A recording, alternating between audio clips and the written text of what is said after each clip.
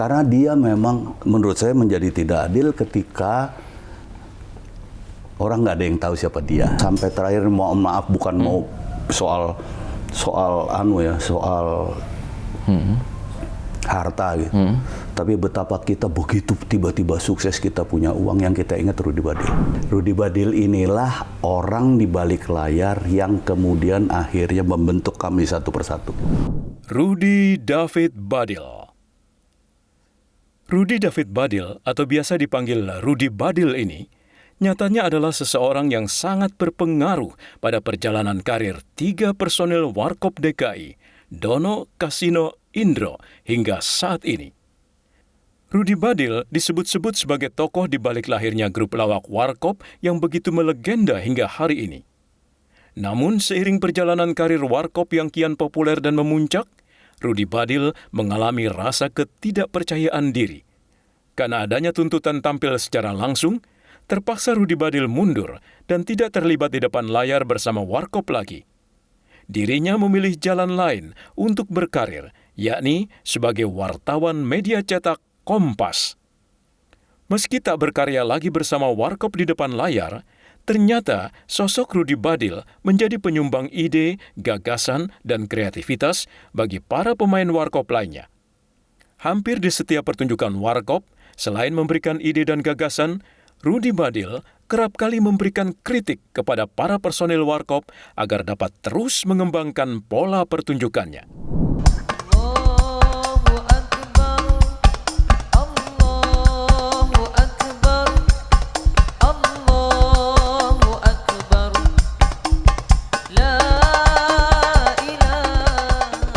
Assalamualaikum warahmatullahi wabarakatuh. Saya Indro Warkop mengucapkan selamat Idul Fitri 1 Syawal 1444 Hijriah. Taqabbalallahu minna wa minkum. Mohon maaf lahir dan batin. Wassalamualaikum warahmatullahi wabarakatuh. UTV begini.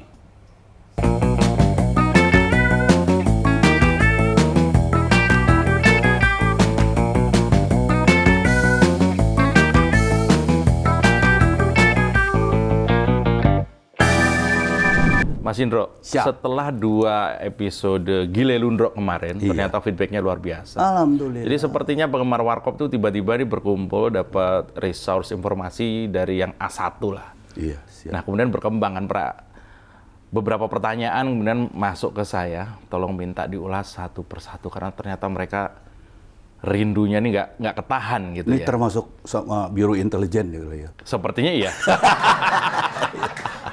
Nah, untuk milenial, apalagi Gen Z, tahu mereka kan Warkop itu ya yang sering ditonton, diulang-ulang di YouTube luar biasa itu, ya Om Dono, Om Kasino, dan Om Indro. Iya.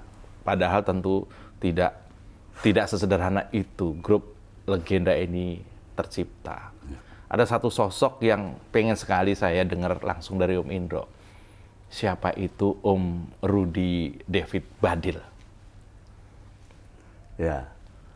Kudu nangis nih kalau ngomong soal Rudy Badil. Kenapa? Tapi, Karena dia memang menurut saya menjadi tidak adil ketika orang nggak ada yang tahu siapa dia. Gitu. Jadi Rudy Badil inilah orang di balik layar yang kemudian akhirnya membentuk kami satu persatu. Oke. Gitu. Bagaimana Dono sebagai Mas Slamet di situ, dia akan berbicara apa? Sisi pandangnya dari mana? Itu yang ngeset Om Rudy Badil.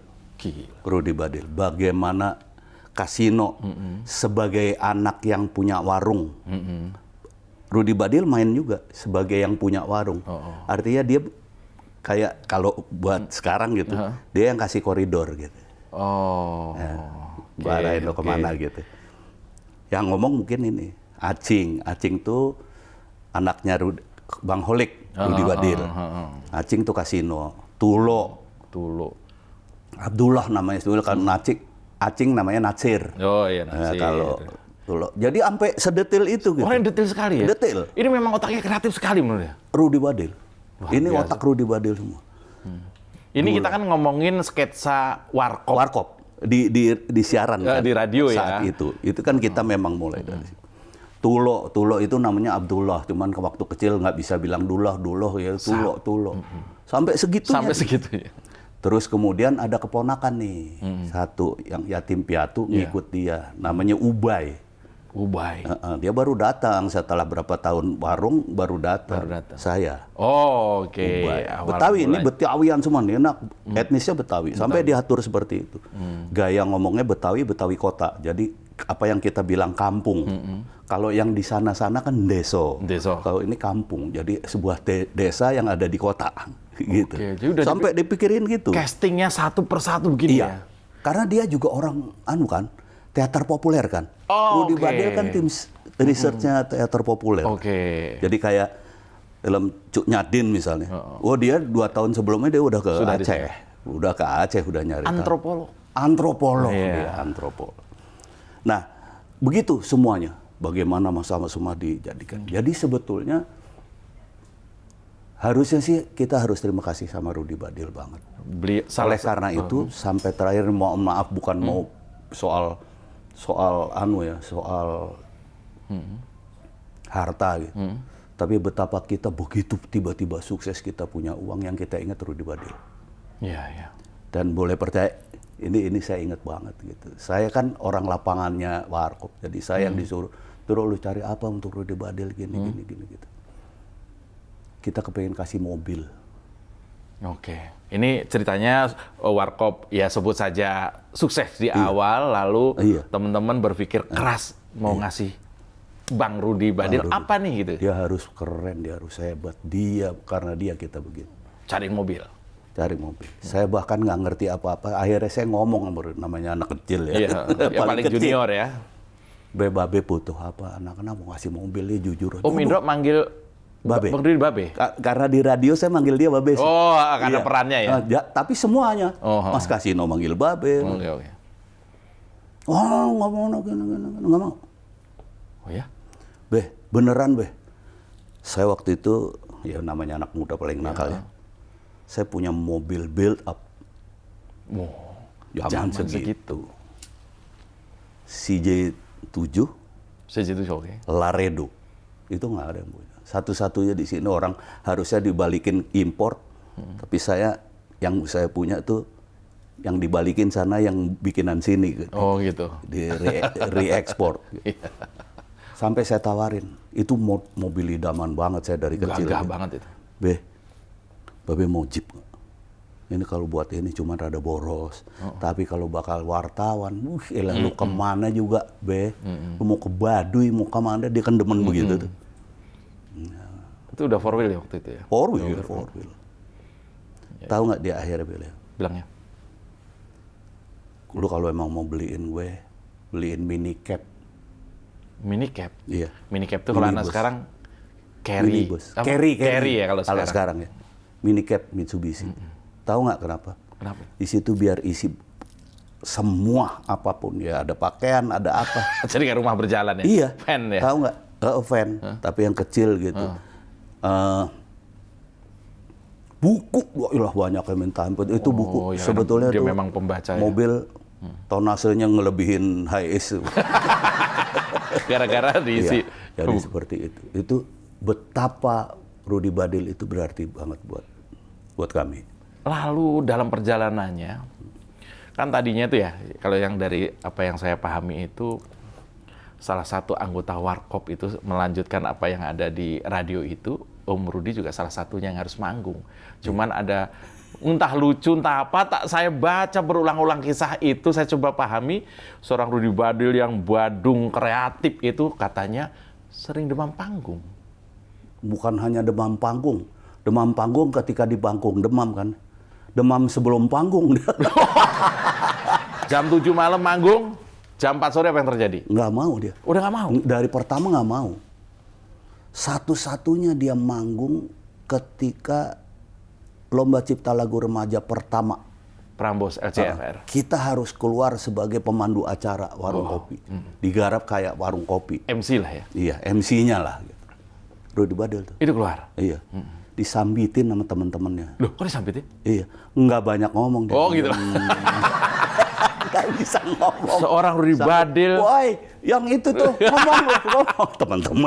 Temennya kan banyak. Seorang Rudy Badil, sahabatnya Sun Hoki yang terkenal itu demam panggung. Amat sangat. Makanya ketika kita ditemukan oleh Mus Mualim, Suaminya tante. iya, untuk masuk TV, kita nggak mau, minimal lo harus Ikut kita juga. warkop begini ya semua keluar, termasuk Mas Dono. Mas Dono kan tadinya panggung juga nggak Kalau radio kan nggak kelihatan gitu kelihatan. ya. Sama Rudy Badil, Mas Dono sama, cuman Mas Dono agak beranian dikit lah. Oh, oke. Gitu. Sama. Nah, ketika diminta Mus Mualim kita nggak bisa, kita semua harus turun. Termasuk Rudy Badil harus jadi asisten sutradara untuk Mus Mualim. Karena lo tahu gimana mainin kita, ibaratnya gitu Iya, kan. iya. Oh, jadi soal positioning itu taat banget ya Warkop ya, bahwa kita bisa begini karena Om Rudy. Begitu ada job itu, Om Rudy juga harus ada. Kayak gitu ya? Iya, jadi kan pertama ditemuin cuma saya berdua Mas Kasino. Iya. Di IDI namanya, Ikatan Dokter Indonesia, kita nge-MC berdua. Mus Mualim kaget-kaget tuh ada yang kayak gini. Ada anak mahasiswa pakai jeans sama baju kotak-kotak doang gitu. Kita Flanel, selalu gitu kan, flanel gitu. Ngocol bener, minta diiringin lagu. Gitu. Tapi terakhir kan, waduh lu gila lu. Lu gila. Ger ya, pecah ya kalau anak sekarang. Lu Ya? mau nggak gue tawarin gini-gini? Mau. Kita berembuk tuh. Kita berembuk, akhirnya kita ke rumah Mus Mualim. Ini untuk pembuatan apa? Untuk Mus Mualim nawarin apa? Akhirnya menjadi acara terminal musikal tempat anak muda mangkal. Tahun Yang 77. Om Dono. Iya, salah satunya hal-hal seperti saya masih hafal kalau itu karena itu jadi tontonan saya sehari-hari dulu itu. Itu gitu. Jadi itu kita berembuk mari, berembuk sama Mus Mualim gini-gini. Akhirnya kita sampai pada Mus Mualim akhirnya ngajak 2 radio, bukan hanya kita. Oh iya. Prambors sama Amigos, makanya Amigos sudah. terminal musikal tempat anak muda mangkal. Terminal musikal tuh Amigos, tempat anak muda mangkal tuh Prambors, Iya. kayak gitu. Jadi itu dua digabung. tagline radio digabung. Dari Prambors kita Warkop, dari Amigos. pertama keluarnya Elva Sesioria. Oh, oke. Musiknya. Iya. Oh, yang ngiringin itu Elva. Elva. Yang berdiri berapa orang dan Elva sampai kecuali yang Itu simfoni ya, simfoni itu RRI. Oh, RRI. Tapi diambil yang junior semua. Tapi waktu nyanyi itu ini enggak playback atau live? Yang Warkop. Yang Warkop Saya lupa lagunya. Playback Ya. Playback, Oh, playback karena perfect banget. banyak playback. Lagunya Rod Stewart kalau nggak salah ya. Rod Stewart. Terus dangdut itu. Saya lupa 1, 2, 3-nya ya, tapi salah satunya Rod Stewart. Terus digabung sama Grizzly Adams Iya, itu kayak gitu. Saya lihat semua. Jadi Om Rudy Badil, orang yang tidak banyak tahu, ternyata itu sebut saja salah satu salah satu yang memiliki embrio awal mula Warkop. Rudy Badil. Dan dia tahu banget bagaimana megang satu-satu. Pas nggak gampang megang Nanu, nggak gampang megang Kasino, nggak gampang megang Dono gitu. Anak-anak mahasiswa zaman dulu kan dengan segala ininya gitu. Tapi ada ribut-ributnya nggak itu dulu tuh? Banyak. Rudy Badil tuh kayak sebetulnya pemarah. Iya, kayaknya Badung banget ya. Aduh, pemarah banget. Saya sempat diceritain soal Rudy Badil dari sisi masih saya almarhum dulu ya. Saya tahu sedikit. Jadi kalau kita udah mulai ngumpul apa segala mau mulai ini, kita harus deket dia terus tuh. Ini lo, ngomong lo hati-hati lo ntar gini-gini bangsa gitu. Dan orang biasanya jarang mau bareng dia. Berisik. Dia satu. Kedua, kan kita semua pada naik motor ya. Iya. Gitu. Kecuali aku karena pakai Harley kan malu ya. Iya. Aku yang lo sama Rudy Badil, sama Babe lo. Gue bonceng Babe tuh pakai Vespanya, kata-kata. Dan satu, dia pemarah kan. Iya. Jalannya pelan banget. Ini banyak kontradiktif ya. Iya kan banyak kontradiktifnya. Orang kreatif tapi demam panggung, pemarah tapi jalannya pelan. Iya. Seniman banget berarti ya? Banget. Sebetulnya dia tuh seniman banget. Amat sangat seniman. Bahkan aku boleh terusin ya ceritanya. Iya. Ketika Mas Kasino sakit, dia tahu banget keresahan kita. Dia tahu banget keresahan kita. Oleh karena itu dia nawarin dan dia buatin konsepnya. Suatu saat di SEA Games tahun 97 kami menjadi reporternya Kompas. SEA Games 97 ini tahun-tahun agak berbahaya waktu itu ya. Agak berbahaya. Gitu. Warkop menjadi reporternya Kompas untuk membuat parodi di Kompas. Jadi SEA Games itu kita pindahin dengan gaya parodi ke Kompas. Entah itu nyamber politik, nyamber sosial, nyamber moral. Ini Kompas cetak loh ya? Iya. Kompas cetak ya? Masih cetak dulu, 97. Dan kita dikasih di headline, di depan. Di depan? Iya. Warta, Warkop. W-nya satu gitu, sini Warta, sini Warkop. Oh, oke. Gitu, Warta, Warkop. Oh iya, Om Rudi kan wartawan Kompas ya kemudian Iya, ya? wartawan senior Kompas. Wartawan senior Kompas. Iya. Sampai pada kreatifnya tuh kayak gitu. Iya.